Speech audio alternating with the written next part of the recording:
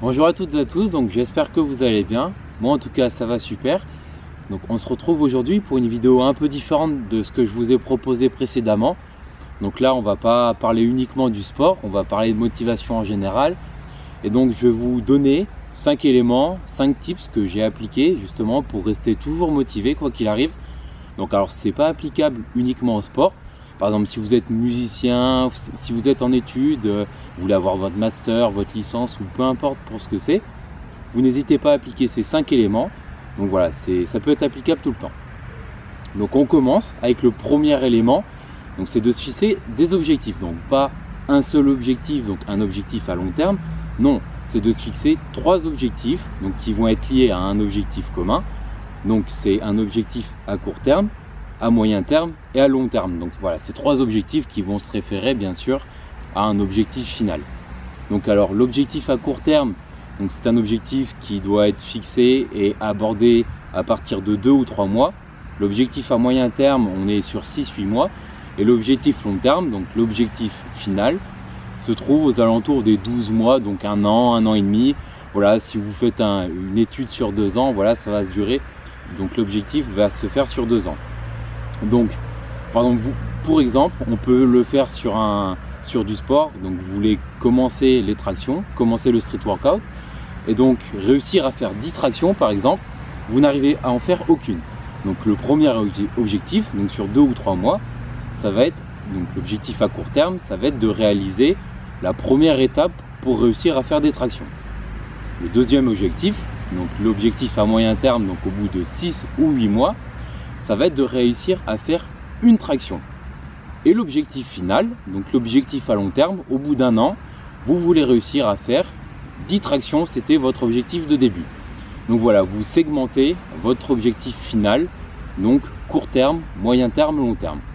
Donc alors c'est sûr qu'au début c'est un peu difficile, parce que vous allez pas vous connaître, vous allez vous dire putain, est-ce que je me mets un objectif beaucoup trop difficile pour moi? Mais vous inquiétez pas, c'est pas grave, parce que de toute façon, à partir du moment où vous fixez un objectif, c'est que vous voulez progresser, vous voulez évoluer, donc vous voulez partir d'un point A vers un point B, et dans tous les cas, vous aurez progressé. Donc, il y a une citation que j'aime bien, qui illustre bien cet exemple-là, donc c'est de Oscar Wilde, donc je vous la mets sur l'écran en même temps, c'est « Il faut toujours viser la lune, car en cas d'échec, on retombe dans les étoiles ». Donc voilà, ça illustre bien un peu ce que je vous expliquais auparavant. Si voilà, vous fixez un objectif qui est trop grand, un peu trop surréaliste, et ben, dans tous les cas, vous aurez progressé puisque vous retomberez un petit peu en dessous de cet objectif-là. Ou alors, si vous connaissez bien et que vous avez bien évalué votre objectif, et ben, vous aurez accompli votre objectif, donc celui du long terme, et vous l'aurez peut-être même dépassé. Donc voilà, ça ne tient qu'à vous. Deuxième élément important, donc c'est d'avoir une personne de référence. Donc c'est d'avoir un modèle, quelqu'un qui vous inspire. Par exemple, si vous êtes sportif comme moi et que vous vous intéressez au street workout, voilà, moi personnellement c'est Lazar Novovic, donc les Bar Brothers qui m'ont mis au sport. Et donc au début, ces 2 personnes-là ont été donc ma référence. Voilà, ils ont un beau physique, ils font des choses vraiment impressionnantes avec leur poids du corps. Et donc moi quand j'ai commencé, je m'étais dit waouh, c'est vraiment impressionnant, j'ai vraiment envie de leur ressembler. Il faut savoir que ces personnes-là, donc ces personnes de haut niveau ou les personnes qui vous inspirent, eh ben, elles doivent travailler dur. Elles ont des échecs aussi, elles ont connu des échecs sur leur parcours, mais si elles veulent rester à haut niveau, donc être les meilleures dans leur domaine, elles doivent continuer à travailler encore et encore. Et ça, il faut que vous le gardiez en tête, car si la personne qui vous inspire arrête du jour au lendemain de s'entraîner, et si cette personne-là est quelqu'un d'exemplaire à vos yeux, elle fait, je sais pas, donc si je prends l'exemple de mon sport, elle fait énormément de traction, énormément de pompes, et si du jour au lendemain elle arrête, elle fera plus rien. Elle fera plus rien et elle va se faire dépasser par les personnes qui étaient juste derrière elle. Donc elle sera plus première, elle sera 2e, 3e, 10e, 20e, on ne sait pas. Donc si elle veut rester la meilleure, rester sur la première marche du podium, elle doit continuer de s'entraîner tous les jours et donc c'est valable pour vous. Donc vous prenez une référence et donc voilà, vous faites tout pour essayer de lui ressembler et vous devez vous entraîner dur ou alors vous devez travailler dur si c'est des objectifs scolaires. Voilà, après ça s'applique partout comme j'ai dit précédemment. Troisième élément important, et je pense que c'est le plus important, c'est de vaporiser complètement la vermine. Donc j'entends par là, c'est les personnes qui vont être négatives avec vous. Voilà, c'est vraiment très important de vous faire un cercle de connexion avec des personnes qui vont être positives avec vous, des personnes qui seront toujours présentes pour vous soutenir, pour vous aider à avancer, à aller plus loin, à aller plus haut. Voilà, c'est des personnes qui seront toujours positives avec vous, qui vous donneront des conseils, qui sauront aussi vous recadrer quand vous serez un peu à côté du podium. Donc, toutes les personnes qui vont être négatives avec vous, qui vont vous dire « tu ne peux pas, c'est trop dur, personne ne l'a jamais fait avant toi ». Voilà, tout ça, c'est des personnes qui vont venir vous rabaisser sans aucune raison. Voilà, on ne sait pas si c'est de la jalousie, on ne sait pas si voilà, c'est un réflexe, c'est un petit peu la société qui veut ça, voilà, d'être toujours négatif avec soi-même et avec les autres. Mais vous ne devez pas laisser justement ces personnes-là être négatifs avec vous. Le quatrième point rejoint un peu le point précédent. Donc voilà, les personnes qui sont négatives avec toi, tu les supprimes. Et là, c'est le fait d'être positif avec soi-même.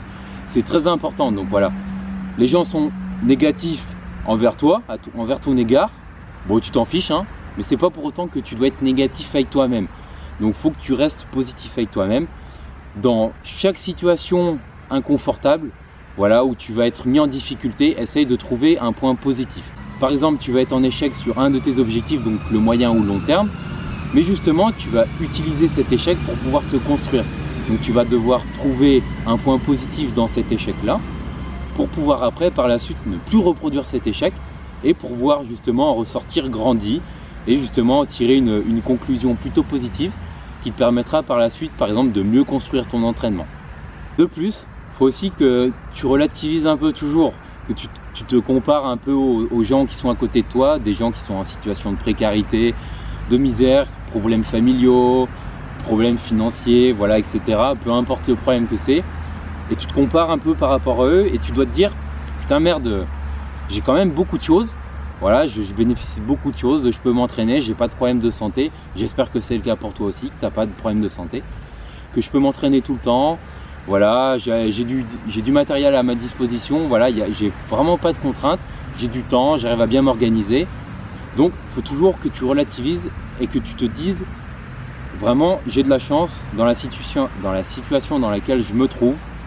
Donc voilà, faut pas que tu sois négatif avec toi-même, tu restes toujours positif, tu trouves toujours une situation positive, malgré qu'au début, elle pouvait te sembler un peu négative, un peu difficile. Le cinquième point, et ça sera le dernier, donc ça va être de tenir un carnet d'entraînement si ton objectif est sportif.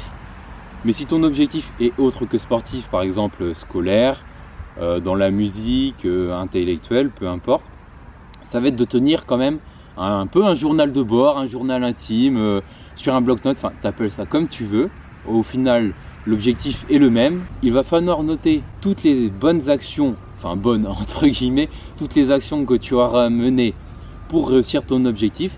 Donc ça te permettra d'avoir un retour sur ce que tu as fait et ça te motivera en fait quand tu regarderas ton carnet, tu verras, ah ouais, c'est vrai, j'ai déjà effectué ça, telle chose pour réussir mon objectif.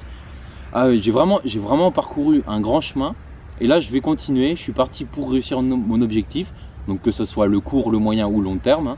Voilà, ça dépend à quelle étape vous vous trouvez. Donc vous utilisez ce plan d'action un peu, voilà, ce carnet, et donc vous l'analysez un peu, vous n'hésitez pas à vous projeter, à l'utiliser, à vous dire c'est vrai, j'ai fait cette action là, mais j'aurais peut-être pu l'effectuer autrement, peut-être pousser un peu plus loin, par exemple si c'est du sport, si vous avez noté une séance sur votre carnet d'entraînement, vous dire ah ouais c'est vrai, la séance de l'autre jour là, ah, je me suis dit je pouvais faire un peu plus quand même. Et bah justement, le fait d'avoir noté ça sur votre carnet, ça vous permettra d'être objectif avec vous-même et de pouvoir justement optimiser vos séances ou vos objectifs. Donc voilà, c'est tout. C'est les 5 conseils que j'ai menés durant mes 3 années d'entraînement en fait, pour réussir à toujours rester motivé, à toujours être positif avec moi-même. Donc je vous résume vite fait les 5 points qu'on a vus dans la vidéo. Donc le premier point, c'est de se fixer des objectifs à court, moyen et long terme. Le deuxième point, c'est d'avoir une personne comme référence, donc d'avoir un modèle. quelqu'un à qui vous voulez ressembler. Le troisième point, c'est de supprimer tous les amis, tous les proches voilà, qui sont négatifs avec vous. C'est des gens qui vous empêcheront d'avancer. Donc voilà, très important, vous les supprimez. Le quatrième point, ça va être de toujours rester positif avec vous-même, de trouver dans une situation difficile un point positif.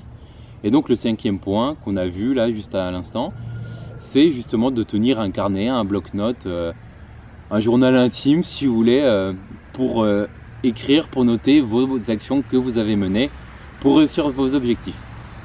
Donc voilà, c'est tout. Moi je vais vous laisser là, puis on va se voir samedi prochain. Et en attendant, je compte sur vous pour boire votre café.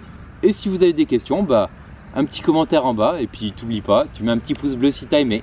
Allez, salut!